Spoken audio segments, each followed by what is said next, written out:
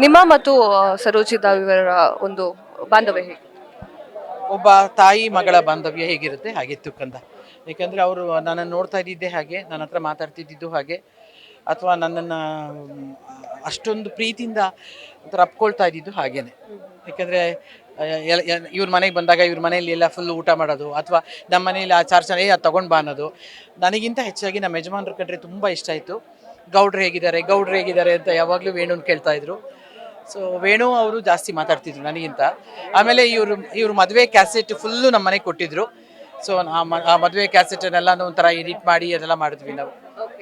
ಅವರ ಶಿಸ್ತು ಅವರನ್ನ ತುಂಬಾ ಎತ್ತರಕ್ಕೆ ಸ್ಥಾನಕ್ಕೆ ಕರೆದುಕೊಂಡು ಹೋಗಿದೆ. ನಿಮ್ಮ ಆ ಒಂದು ಶಿಸ್ತಲ್ಲಿ ಏನನ್ನ ಗುಣನ ನೀವು ಅಳವಡಿಸ್ಕೊಳ್ಳಿ?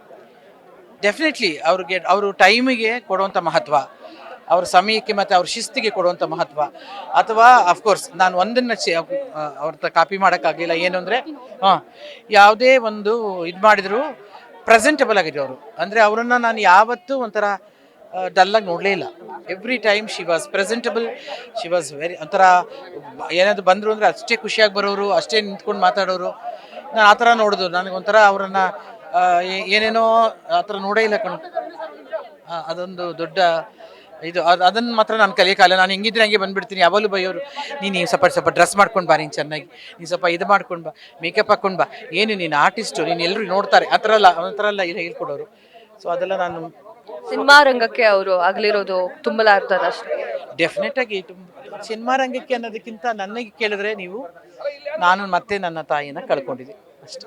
ಕ್ಷಣ ಕ್ಷಣದ ಸುದ್ದಿಗಳಿಗಾಗಿ ಫ್ರೀಡಂ ಟಿವಿ ಸಬ್ಸ್ಕ್ರೈಬ್ ಮಾಡಿ, ಲೈಕ್ ಮಾಡಿ ಹಾಗೂ ಫಾಲೋ ಮಾಡಿ. ಹೊಸ ಸುದ್ದಿಗಳ ನೋಟಿಫಿಕೇಶನ್ಗಾಗಿ ಬೆಲ್ ಐಕಾನ್ ಮೇಲೆ ಕ್ಲಿಕ್ ಮಾಡಿ.